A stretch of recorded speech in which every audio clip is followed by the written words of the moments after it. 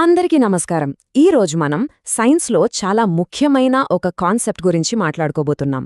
అదే పని అంటే వర్క్. రోజు మనం వాడే పని అనే మాటకు ఫిజిక్స్లో ఉండే పనికి చాలా తేడా ఉంది. ఇంతకీ ఆ తేడా ఏంటి? ఆ సైన్స్ వెనుక ఉన్న అసలు లాజిక్ ఏంటో పదండి వివరంగా తెలుసుకుందాం. ఒక్కసారి ఊహించుకోండి, మీ శక్తి అంతా ఉపయోగించి చెమటలు కక్కుతూ ఒక పని చేస్తున్నారు.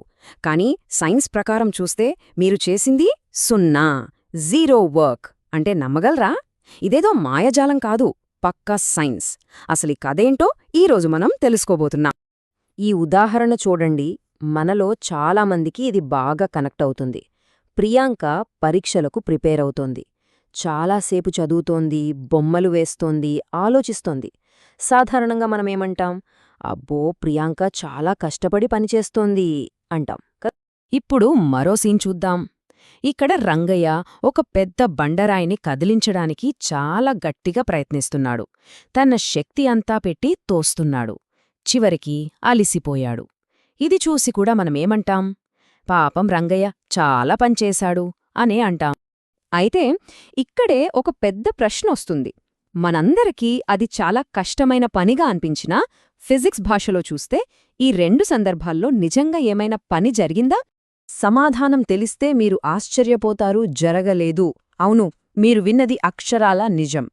సైన్స్ లెక్క ప్రకారం ప్రియాంక ఇంకా రంగయ్య ఇద్దరూ చేసిన పని సున్నా. అదేంటి అలా అంటారని ఆశ్చర్యపోతున్నారా? పదండి, దీని వెనకున్న రహస్యాన్ని ఛేదిద్దాం. సమస్య అంతా ఇక్కడే ఉంది. పని అనే పదానికి రెండు వేర్వేరు అర్థాలున్నాయి. ఒకటి, మనం రోజూ మాట్లాడే భాషలో వాడే దైనందిన పని. అంటే మనం కష్టపడి చేసే ఏ శారీరక లేవా మానసిక శ్రమైనా సరే. ఇక రెండోది, శాస్త్రపరమైన పని. దీనికి చాలా ఖచ్చితమైన నిర్వచనం, కొన్ని కఠినమైన షరతులుంటాయి.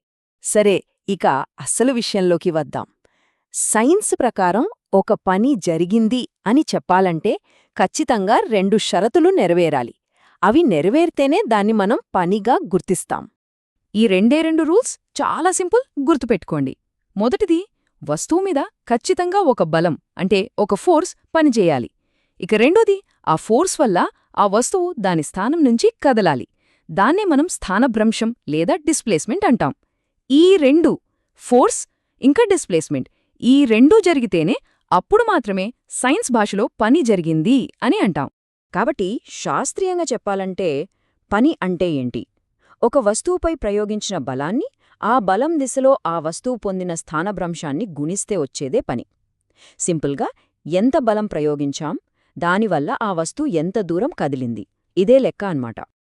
ఓకే, డెఫినిషన్ అయితే అర్థమైంది. మరి పనిని కొలవడమెలా? దీన్ని లెక్కించడానికి ఒక చాలా సులువైన ఫార్ములా ఉంది. అదేంటో ఇప్పుడు చూద్దాం. ఇదే ఆ ఫార్ములా, W=F/S. ఇక్కడ W అంటే వర్క్ అంటే పని, F అంటే ఫోర్స్ అంటే బలం, ఇక S అంటే డిస్ప్లేస్మెంట్ అంటే స్థానభ్రంశం.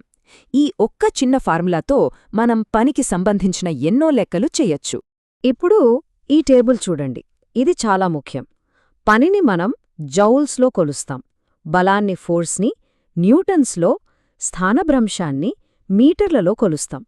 ముఖ్యంగా పరీక్షలకు ప్రిపేర్ అయ్యేవారు ఈ యూనిట్స్ గుర్తుపెట్టుకోవడం చాలా అవసరం. ఇంతకీ ఒక జౌల్ అంటే ఎంత పని? చాలా సింపుల్. 1 న్యూటన్ బలాన్ని ఉపయోగించి ఒక వస్తువుని 1 మీటర్ దూరం కదిలిస్తే అక్కడ జరిగిన పనిని 1 జౌల్ అంటాం. సైన్స్లో పనికి ఇది స్టాండర్డ్ యూనిట్. సరే, ఇప్పుడు మనం మళ్లీ మన పాత కేసు దగ్గరికి వచ్చేద్దాం.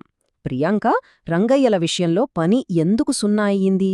వాళ్ల ఉదాహరణలని ఇప్పుడు మనం సైన్స్ రూల్స్తో విశ్లేషిద్దాం. ఇక్కడ గమనించండి, ఈ ఉదాహరణలన్నింటిలోనూ ఆ రెండు షరతుల్లో ఒకటి లోపించింది. ప్లాట్ఫామ్ మీద లగేజీ పట్టుకుని నిలబడ్డ కూలీ బలాన్ని ప్రయోగిస్తున్నాడు, కాని కదలడం లేదు. అంటే డిస్ప్లేస్మెంట్ సున్నా. రాయిని తోస్తున్న అబ్బాయి బలం ప్రయోగిస్తున్నాడు, కాని రాయి కదలడం లేదు. మళ్ళీ డిస్ప్లేస్మెంట్ సున్నా. ప్రియాంక విషయంలో మానసిక శ్రమ ఉంది, కానీ అక్కడ ఏ వస్తువుమీద బలం ప్రయోగించి దాన్ని కదిలించడం లేదు. అందుకే ఈ అన్ని సందర్భాల్లోనూ సైన్స్ ప్రకారం జరిగిన పని సున్నా.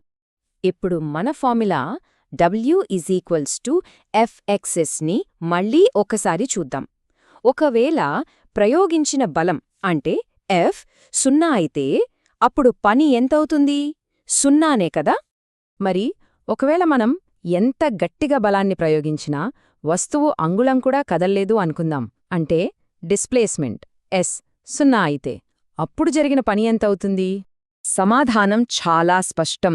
బలం 0 అయినా లేదా స్థానభ్రంశం 0 అయినా సరే జరిగిన పని మాత్రం ఎల్లప్పుడూ 0నే.